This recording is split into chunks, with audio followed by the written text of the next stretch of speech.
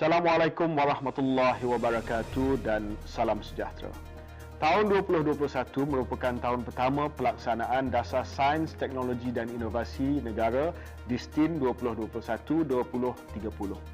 DISTIN dengan matlamat utamanya untuk menjadikan Malaysia sebagai sebuah negara berteknologi tinggi akan turut memberi fokus kepada usaha pembangunan dan pengaplikasian teknologi tempatan yang seterusnya mampu mengubah negara daripada pengguna teknologi kepada pembangun teknologi. Sebagaimana yang kita sedia maklum, nanoteknologi iaitu bidang penyelidikan dan pembangunan skala kurang 100 nanometer bagi pelbagai cabang sains merupakan suatu emerging teknologi yang mempunyai potensi yang sangat besar yang mampu memberi impak ketara bukan sahaja kepada perkembangan sains dan teknologi, malah kepada kehidupan seharian manusia. Potensi yang wujud menerusi nanoteknologi dilihat mampu menyelesaikan pelbagai cabaran yang dihadapi negara, antaranya kebergantungan kepada pekerja asing dalam sektor pembuatan, pembinaan dan pertanian, masalah pencemaran alam sekitar dan tenaga boleh diperbaharui, input pertanian dan sekuriti makanan serta pelbagai lagi bidang keutamaan negara. Bermula tahun 2006 lagi, kerajaan telah mengorak langkah untuk menerokai peluang yang wujud menerusi nanoteknologi dengan memperkenalkan inisiatif Nanoteknologi Nasional atau National Nanotechnology Initiative NNI. NNI ini dilaksanakan bertujuan memastikan nanoteknologi berada di dalam perancangan sains dan teknologi negara seiring dengan negara-negara maju. Ini termasuklah dengan menubuhkan Pusat Nanoteknologi Kebangsaan National Nanotechnology Centre pada tahun 2010 yang bertindak sebagai pusat rujukan nasional bagi penyelarasan aktiviti penyelidikan dan pembangunan semua aktiviti berkaitan nanoteknologi di Malaysia. Kerajaan juga pada tahun 2011 telah menubuhkan Nano Malaysia Berhad untuk menggalakkan lagi aktiviti penyelidikan dan pembangunan serta pengkomersialan projek berasaskan nanoteknologi buatan tempatan. Hari ini selepas 15 tahun pengenalan inisiatif Nanoteknologi Nasional dan selepas 10 tahun penubuhan Nano Malaysia Berhad, terdapat beberapa rekod serta pencapaian dalam bidang nanoteknologi yang boleh dibanggakan. Sebagai contohnya, menerusi Pelan Tindakan Grafin Kebangsaan 2020, sebanyak lebih 50 projek diaktifkan yang telah mewujudkan sehingga 2,000 peluang pekerjaan bernilai tinggi serta dijangka menyumbang sumbangan pendapatan syarikat hingga 3 bilion ringgit Malaysia pada 5 tahun pertama pengkomersialan. Kita juga telah menyaksikan bagaimana aplikasi nanoteknologi membolehkan hidrogen digunakan untuk menjana kuasa menerusi projek On-Board Generated Hydrogen Fuel Cell yang dijangka diuji ke atas drone dan lightweight UAV. Begitu juga dengan Malaysian Energy Transmission Technology yang telah saya lancarkan pada bulan September lepas, iaitu alat pengecaj tanpa wire jarak jauh pertama di Malaysia yang menggunakan frekuensi radio seperti Wi-Fi untuk mengecaj alatan elektronik seperti telefon bimbit. Namun rekod serta pencapaian sedia ada ini perlu sentiasa ditambah baik. Justru bagi mencapai hasrat ini, Kementerian Sains, Teknologi dan Inovasi MOSTI melalui Pusat Nanoteknologi Kebangsaan telah melaksanakan suatu inisiatif yang diberi nama Rangkaian Makmal Nanoteknologi Kebangsaan atau RMNK. Rangkaian makmal ini bertujuan untuk memeta kekuatan setiap pemegang taruh iaitu universiti awam, swasta, institut pendidikan dan institut berdasarkan kepada infrastruktur penyelidikan atau kemudahan makmal dan kepakaran penyelidik yang dapat dimanfaatkan untuk membentuk ekosistem nanoteknologi negara yang lebih dinamik dan progresif. Dengan adanya rangkaian ini, penggunaan sumber dengan lebih efisien dapat dipertingkatkan dan kos R&D serta pengaliran wang ke luar negara dapat dikurangkan.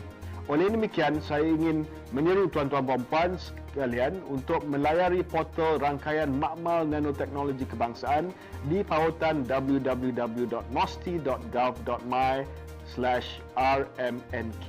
Sebagaimana sasaran yang diletakkan di bawah DISTIN 2021-2030 untuk mencapai 3.5% Gross Domestic Expenditure on R&D kepada keluaran dalam negara kasar KDNK menjelang tahun 2030, kewujudan portal ini akan membolehkan para penyelidik dan industri memanfaatkannya bagi tujuan mendapatkan bantuan konsultasi dan nasihat teknikal serta penggunaan peralatan bagi menjalankan kajian berdasarkan nanoteknologi.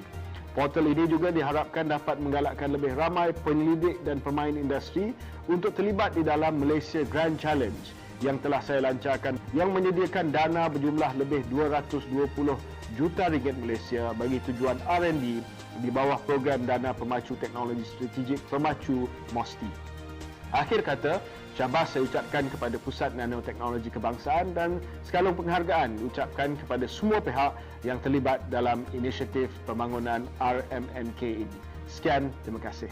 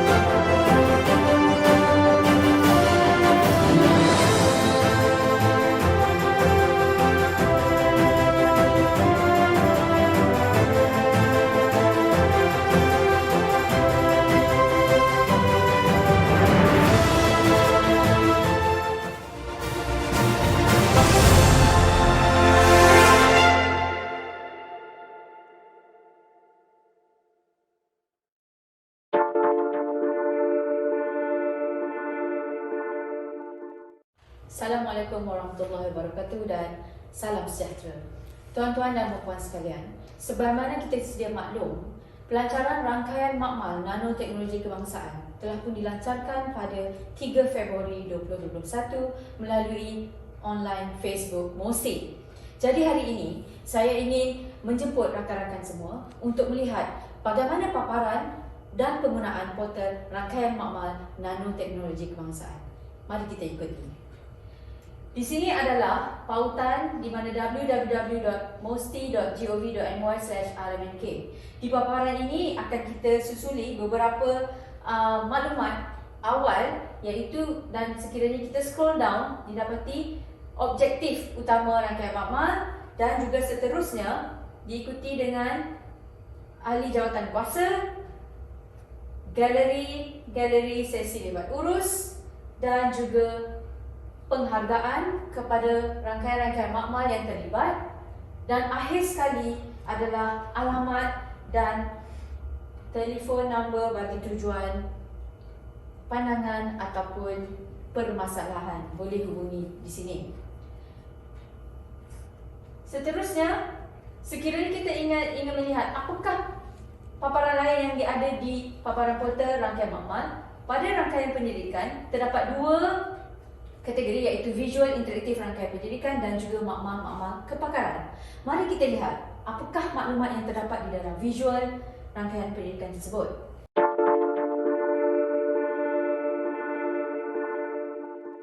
Tuan-tuan dan puan-puan dan hadirin sekalian, seterusnya kita memasuki submenu visual infografik bagi rangkaian makmal nanoteknologi kebangsaan yang menunjukkan paparan dapatan kaji sidik kemampuan nanoteknologi negara. Di sini kalau kita lihat, informasi yang ada di sini adalah makmal, penyelidik, peralatan teknikal, penerbitan, harta intelek dan pengkomersialan. Mari kita tengok apakah yang information yang ada di dalam makmal. Di dalam makmal ini terdapat 5 jenis makmal, iaitu sintesis, fabrikasi, modifikasi, integrasi dan lain-lain. Dan di sini juga telah dinyatakan sebagai contoh, kalau kita klik sintesis dan senarai-senarai peralatan yang terdapat di institusi-institusi di dalam negara dipaparkan hasil daripada makmal ini. Seterusnya, sekiranya kita klik pada fabrikasi menunjukkan kita mempunyai 18 institusi yang terlibat dan mempunyai 69 makmal, di mana 69 makmal ini disenaraikan seperti paparan tersebut. Jadi hadirin sekalian boleh mencari apakah makmal-makmal yang diperlukan bagi tujuan penyelidikan pembangunan teknologi terutamanya dalam bidang nanoteknologi. Sekarang kita klik back button untuk kembali kepada infografik seterusnya. Sebagai contoh, kita melihat kepada peralatan teknikal. Di paparan peralatan teknikal terdapat senarai sifat fizikal, elektronik, elektron base, sifat kimia, lain-lain makmal kerjasama pihak luar dan laser base. Jadi, apa kata kita melihat apakah peralatan yang terdapat di elektron base? Dipaparkan di sini adalah senarai alat elektron base mengikut institusi. Jadi hadirin boleh melihat sepenuhnya apakah peluang-peluang yang ada yang boleh digunakan secara gunasama. Kita balik semula kepada visual asal bagi melihat apakah maklumat-maklumat lain yang boleh didapati daripada sini. Seterusnya, mari kita ikuti apakah maklumat yang terdapat di dalam maklumat institusi. Di sini, tuan-tuan dan puan-puan boleh klik drop down option di bahagian institusi dan terdapat senarai institusi yang mengandungi informasi mengenai makmal, peralatan, penyelidik, penerbitan dan juga harta intelek. Mari kita lihat apakah yang terdapat di dalam agensi Nuklear Malaysia. Dan di sini terdapat 12 bilangan makmal di agensi Nuklear Malaysia, 47 peralatan dan 5 penyelidik yang terlibat di dalam bidang teknologi. Dan di bawah logo agensi Nuklear Malaysia, rating keupayaan institusi adalah mengikut kluster pengujian nano, sintesis bahan nano, integrasi produk nano dan juga pengkomersialan. Dan sekiranya tuan-tuan dan puan-puan ingin mengetahui maklumat lanjut mengenai agensi Nuklear Malaysia, boleh layari di link seperti pautan berikut. Sekarang kita berada di pautan agensi Nuklear Malaysia, di mana di sini sekiranya tuan-tuan boleh scroll down ke bawah, terdapat maklumat peralatan saintifik utama. Dan sekiranya kita memilih sebagai contoh mikroskop elektron imbasan iaitu SEM, dan terdapat maklumat-maklumat lanjut mengenai peralatan tersebut. Seterusnya kita tengok contoh yang kedua. Apa kata kalau kita memilih UNIMAP iaitu Institut Elektronik dan Kejuruteraan Nano, dan kita melihat di sini terdapat 5 bilangan makmal, 36 peralatan dan 11 orang penyelidik.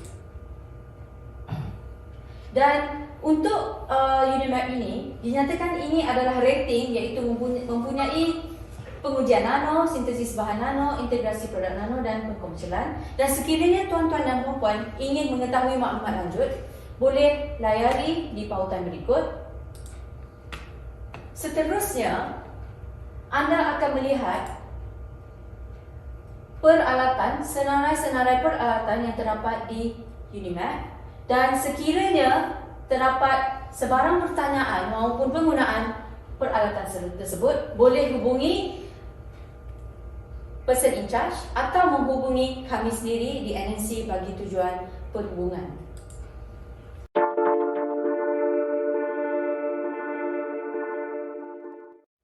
Akhir kata, saya berharap agar portal rangkaian makmal nanoteknologi kebangsaan ini dapat memberi manfaat kepada pihak industri maupun agensi dan juga institusi-institusi lain agar mereka dapat menggunasama peralatan dan juga makmal yang telah disenaraikan di dalam portal ini.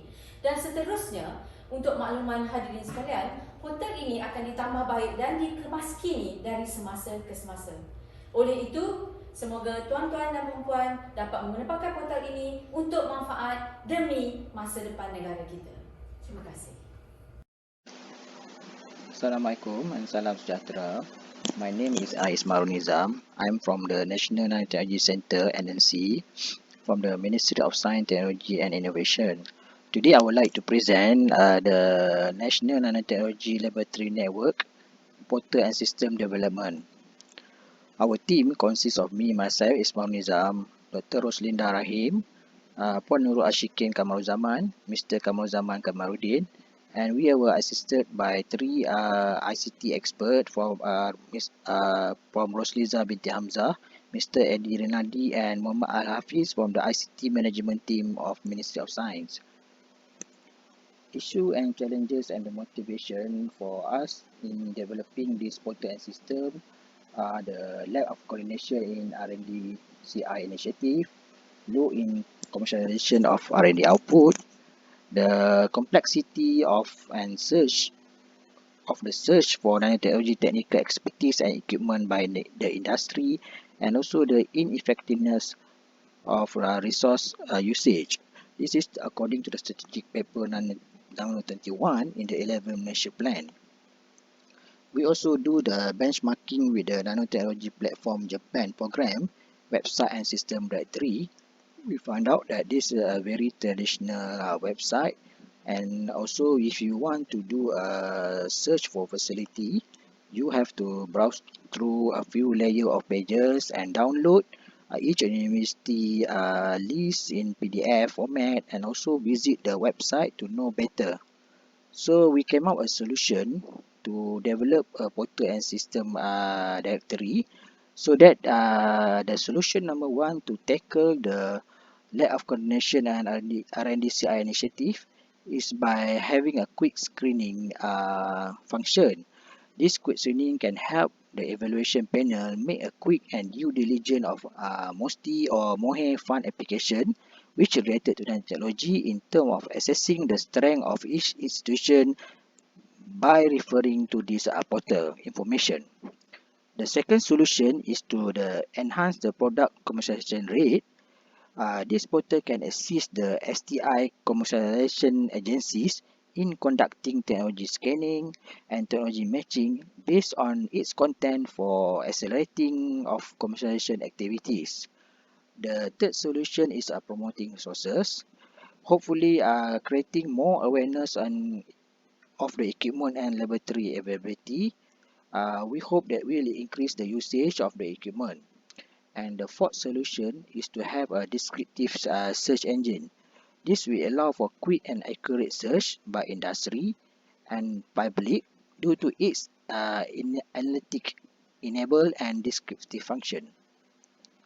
So this is among the objective, the how, methodology and outcome by development of the National Nanotechnology Laboratory Network.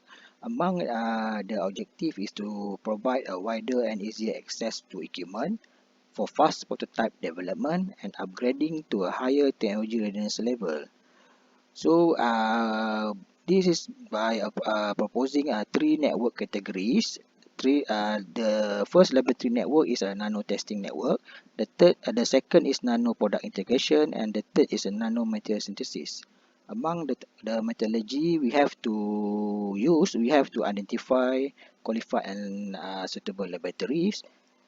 Do some assessment and mapping of the national technology capability, and then formation of this framework of the laboratory network. And now we are developing a portal and system directory which has a descriptive capability. And for the future, we want to upgrade to a dashboard with a diagnostic, predictive, and prescriptive capability. The outcome that we hope to achieve is to hopefully to get a 5 or 15% increase in participation into this laboratory network consortium by 2030.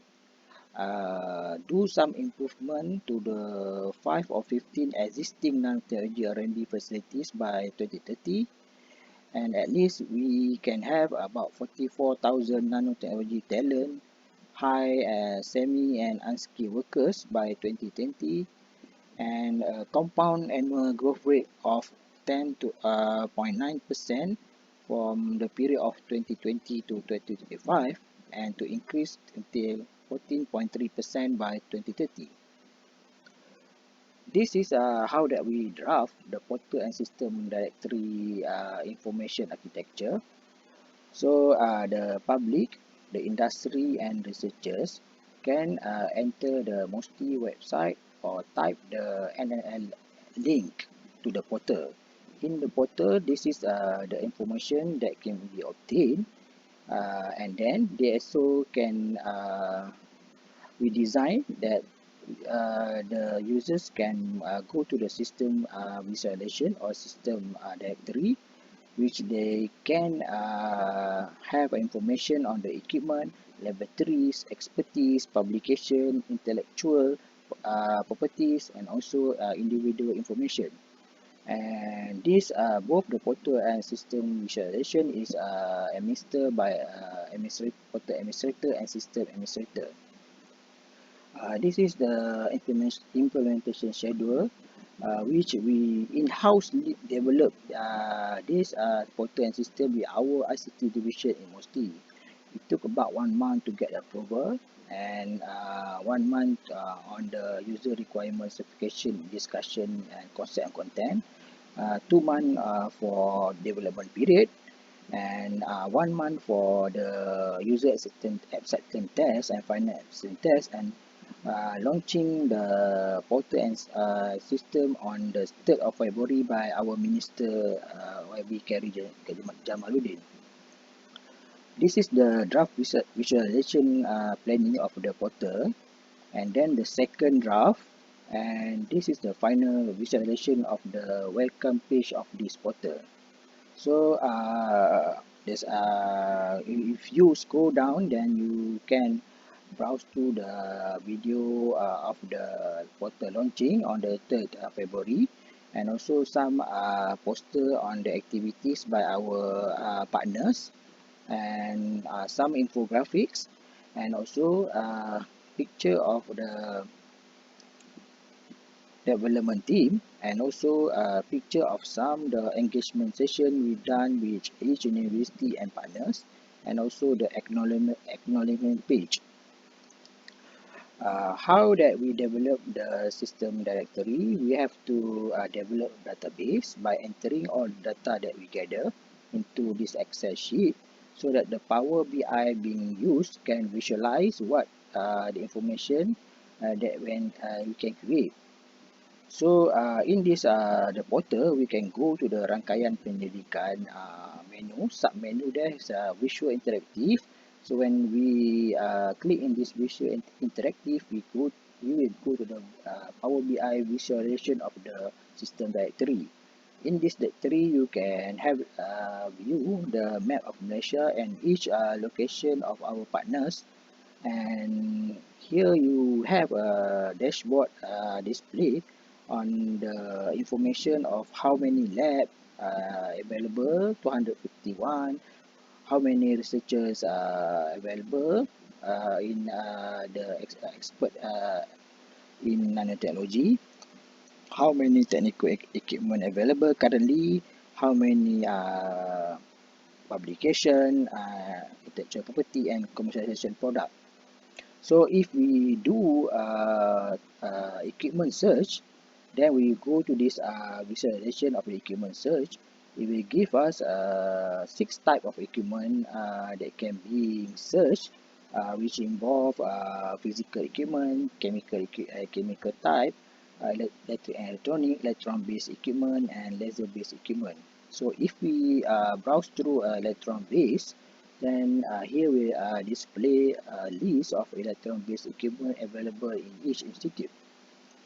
So if we do laboratory search, this is the visualization.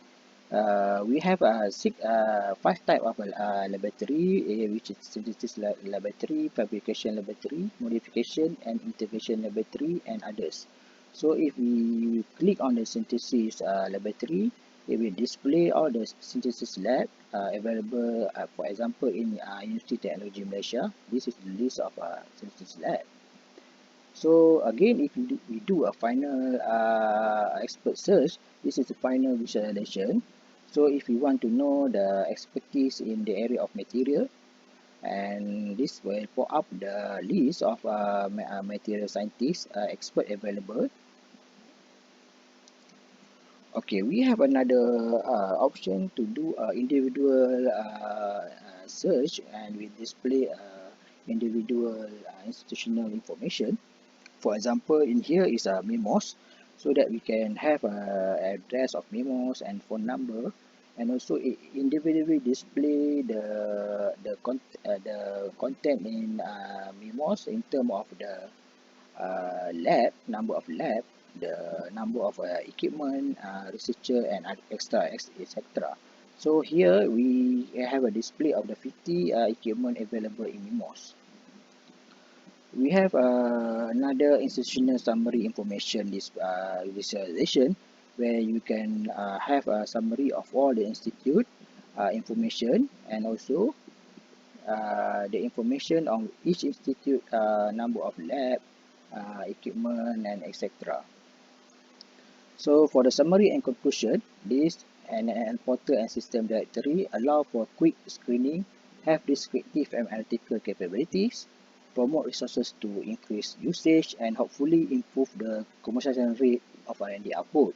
We hope also it will lower down the cost of conducting R&D, reduce the flow of local currency to overseas, promote wider and easier access to equipment, facility, and expertise, and increase the efficient usage of the resources.